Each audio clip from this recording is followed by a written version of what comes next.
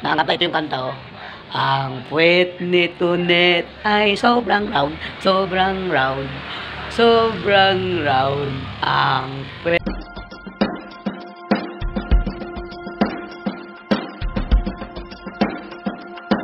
2,000 years later. What's up mga ka-idol? Ayan, gusto ko lang mag-react dito sa ginawang kanta ni Makagago tungkol sa pagsayaw ni Antoinette Gill sa asawa ni Wamos. Grabe naman yung kantang yun na idol. Parang tuntua ka eh. Teka, malapit nito mga idol. Sinayawan pa to ni Wamos na sobrang trending na naman. Ibig sabihin, parang hindi ko alam, parang talagang nakaplano eh na mag-away-away sila, na nagagawa sila ng sarili nilang content. Kasi una, nagsayaw si Tonet. Ang ginawa, inisyuhan nila.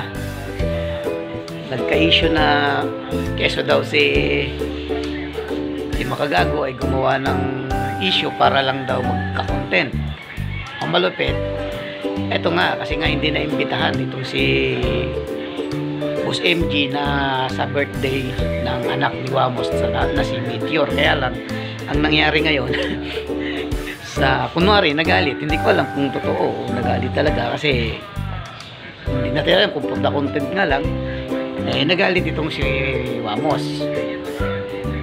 At sa galit ni Wamos, kung ano-ano rin yung sinabi. At ang malupit dito, ginawa nga ng kanta. Itong ni MG ni Makagago si Antoinette Gill na ang kanta, ito yung kanta, oh.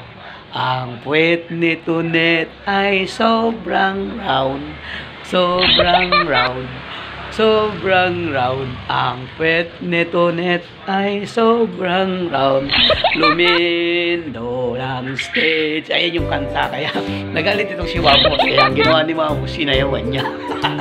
Ibig sabihin, tingnan mo ha, kung iisipin nyo, parang talagang nakaplano kasi ginawa ni Wamos ng sayaw yung kanta ni MJ. Ang malupit, viral din. Viral din ang sayaw ni Wamos. Di may content na rin si Wamos. Sino pa kaya? Di lalo na ako. Nakisawsaw din ako. O di meron din akong content. Ang dami magkaka-content talaga dun sa issue yun. Ang dami kong nakita na ang lalaki ng views nila. Hanggang dito na lang muna mga idol. Salamat sa panonood.